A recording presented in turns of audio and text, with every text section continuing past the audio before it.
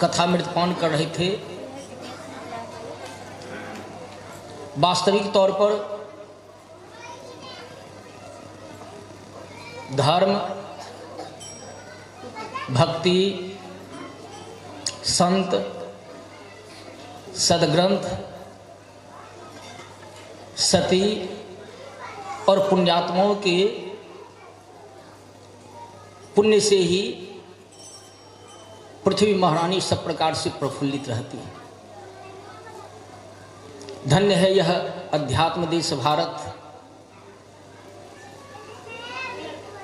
आज सुना हमारे देश के प्रधान,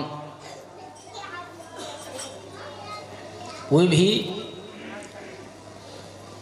कुंभ स्थली में पधारे, स्नान बनाया और संसार वासियों को क्रिया के द्वारा यह उपदेश दिया कि धर्म एको ही निश्चल है। धर्म ही पृथ्वी को धारण करती है, धर्म पर ही संसार टिका हुआ है। और आपके श्रीमद् देवी भागवत के कथामृत में आज 7वां दिन, जिसमें 3 दिनों तक देवी के सूक्ष्म, सूक्ष्माति सूक्ष्म और तत्वात्मक विशुद्ध ज्ञान के रूप में श्रीमद् देवी भागवत के माध्यम से सारे सदशास्त्रों का सार परोसा गया है। वेद जो विद धातु से बना है, जिसका मतलब होता है जानना, और वेद प्रत्यक्ष से अप्रत्यक्ष तक हमें तत्वात्मक ज्ञान कराने वाली है। सूर्य भगवान को किसी प्रमाण की आवश्यकता नहीं है। जिसको आंख है वह प्रत्यक्ष देखता है,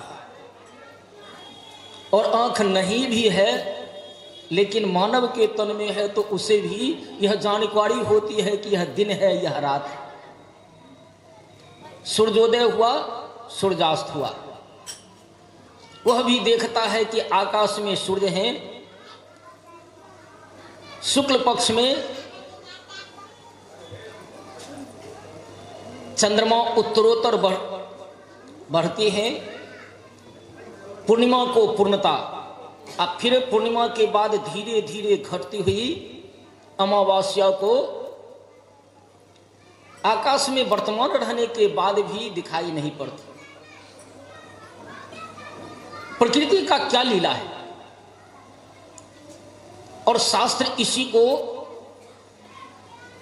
हमारे सामने परोसा कि तुम जिस प्रकृति को देख रहे हो उस प्रकृति से ही निर्मित तुम्हारा यह शरीर है। तुम्हारे शरीर में वे सारे के सारे तत्व हैं, केवल खोजना है। खोजना कहां है? इस शरीर में ही। कहा देहस्था सर्व विद्यायाम, देहस्था सर्व देवता, देहस्था सर्व तीर्थान। आप जितने तीर्थ के विषय में सुनते हैं वह भी आपके शरीर में, और खोजने का माध्यम यही अंत में 3 दिनों तक वर्णन चलता है।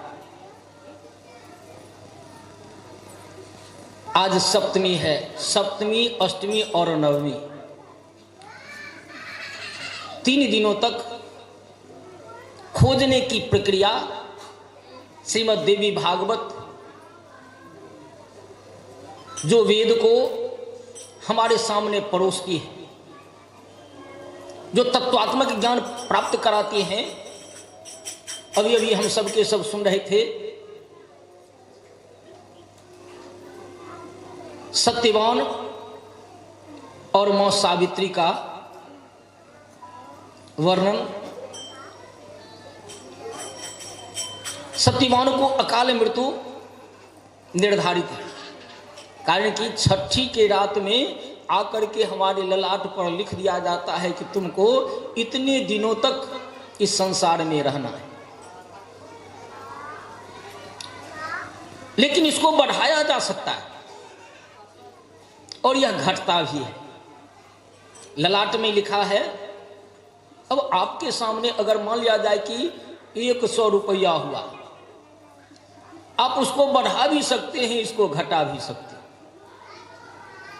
उसी प्रकार से आप अपनी उम्र को बढ़ा सकते हैं, आप अपने सुख समृद्धि को बढ़ा सकते हैं, आप अपने ऐश्वर्य को बढ़ा सकते हैं, आप शांति लाभ ले सकते हैं। कहते हैं और सब कुछ रहते हुए भी आप अशांत रह सकते हैं। सुखी वास्तविक तौर पर वही है जो शांति प्राप्त करता है। अशांत से कुतः सुख। तो कथा हम क्यों सुनते हैं? उस सत्य को जानने के लिए, जिससे हमारी व्यथा दूर हो। कथा मनोरंजन का साधन नहीं, बीच बीच में मनोरंजन भी किया जाता है। कारण घी को पचाना उतना आसान बात नहीं है। एक बार एक रोगी संजोग से पहुंच गया एक वैद्य के पास। अब ये वैद्य जी बतला रहे थे कि देखो, तुम इस अनुपात में घी का सेवन करना। घी अमृत है। पंचामृत में घी भी डालते हैं ना, साकल्य भी बनाते हैं, तो उसमें भी नियम का ध्यान रखते हैं। तिलार्धम तांडुलम, तांडुलार्धम जवा, जवार्धम शर्करा, सर्वार्धम घृतम। यह रहस्य है। इससे हम पांचों तत्व को संपुष्ट करते हैं और प्रकृति से हम मनोनुकूल सफलता को प्राप्त करते हैं। प्रकृति में अक्षय भंडार है, लेकिन कोई प्रकृति से जबरदस्ती नहीं ले सकता। उसे लेने के लिए यही शोध हुआ कि आप अगर विधिवत प्रक्रिया से जाते हैं तो प्रकृति से जहां अक्षय भंडार है सब कुछ प्राप्त कर सकते। मतलब यंग यंग चिंतते कामं तंग तंग प्राप्नोति निश्चितम्। आप चाहते हैं निर्मल काया, मिलेगी। आप चाहते हैं सुख समृद्धि, मिलेगी। आप चाहते हैं सौभाग्य, मिलेगी। आप चाहते हैं श्रेष्ठ संतान, मिलेगी। आप सब प्रकार के ऐश्वर्य को चाहते हैं, मनोनुकूल सफलता को प्राप्त करना चाहते हैं, तो अक्षय भंडार प्रकृति के पास है। और वैदिक शोध यही हुआ कि प्रकृति से हम उसे कैसे प्राप्त कर सकते हैं, और उसी को समझाने के लिए यह माध्यम कथा का बना। बड़ा सुंदर। अब ये भी चल रहा था प्रसंग, सत्यवान को अकाल मृत्यु का योग है और मां सावित्री अपने पातिव्रत धर्म के बल पर जमराज महाराज के यहां से अपने पति को लौटा करके ले आती है और संसार वासियों के लिए सारा रहस्य जमराज महाराज के मुखारबिंद से खुलवाते।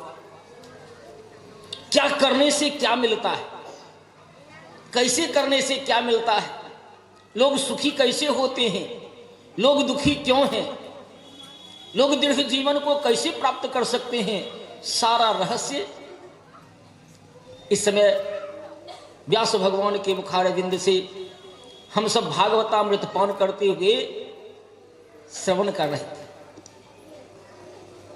वास्तव में वे धन्य हैं जो किसी भी प्रकार से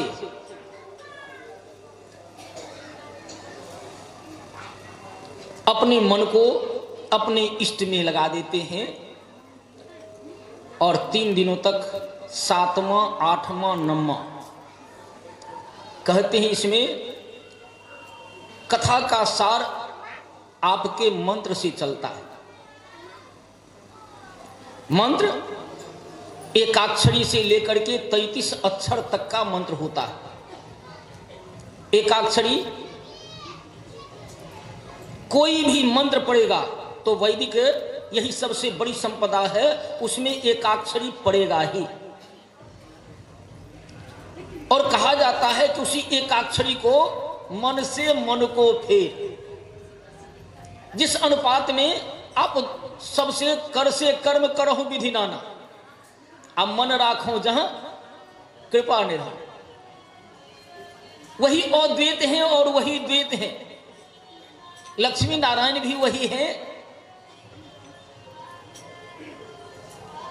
आद्या शक्ति जगत जननी सीता मैया और श्री राम भी वही हैं, राधा मैया और श्री कृष्ण भी वही हैं। कहते हैं सबका बीज है, षष्ठी देवी का बीज है, श्री राम का बीज है, श्री कृष्ण का बीज है।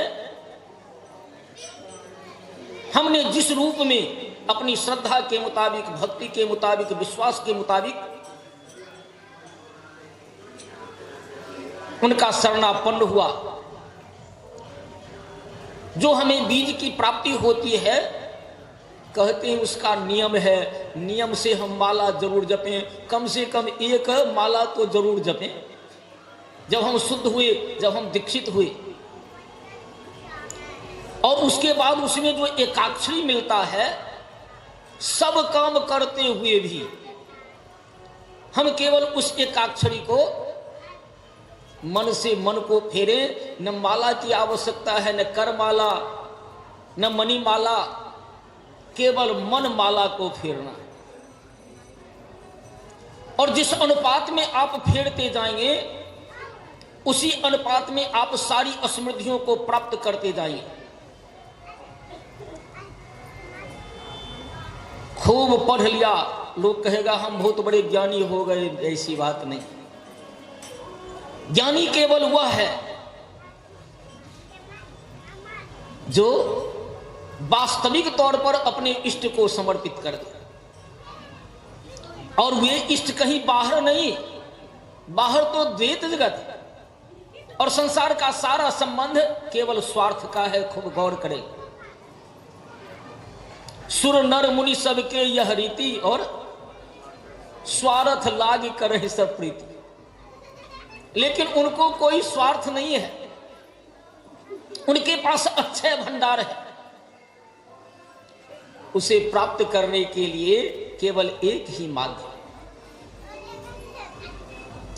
जिस अनुपात में हम अपने मन को त्राण देते हैं, जिस अनुपात में हम मंत्र को जप करते हैं, तो जपात सिद्धि, जपात सिद्धि, जपात सिद्धि। सिद्धियां 8 कही गई हैं और निधियां 9 कही गई, और उसका सार नवरात्रि के श्रीमद् देवी भागवत के वेद के 7वें दिन से हम प्राप्त करना शुरू करते हैं। और उसमें आज सूर्य भगवान का वर्णन चल रहा था, उसमें 7 रश्मियों का वर्णन है। उसी पर सप्तशती है, सप्तशती 2, दुर्गा सप्तशती और गीता सप्तशती। उसी रश्मियों की साधना करके ये योगी पूर्णता को प्राप्त करते हैं, और उसी की साधना करके संत और भक्त पूर्णता को प्राप्त करते हैं। साधना की प्रक्रिया एक बाह्य है, एक अंत है। बाह्य से हमें धीरे धीरे अंतः सिमटना पड़ता है, और सिमटने के लिए जो वैदिक प्रक्रिया है, शास्त्रीय प्रक्रिया है, जब हम विधिवत बढ़ते हैं, जैसे कोई खूब पढ़ ले लेकिन कहीं नौकरी करने के लिए जाएगा और सर्टिफिकेट की आवश्यकता होगी, तब तो मांगा ही जाएगा कि भाई कहां तक पढ़े हो, और तब उनको अपना सर्टिफिकेट दिखाना हुआ कि हम मैट्रिक पास हैं, मिडिल पास हैं, हर कॉलेज में भी पढ़े, आईए भी पास किया, बीए भी पास किया, एमए भी कर लिया, और उसके बाद शोध आरंभ होता है। तो यह 3 दिन वही शोध है, और 3 दिन में आज कर्म का विवेचन हुआ।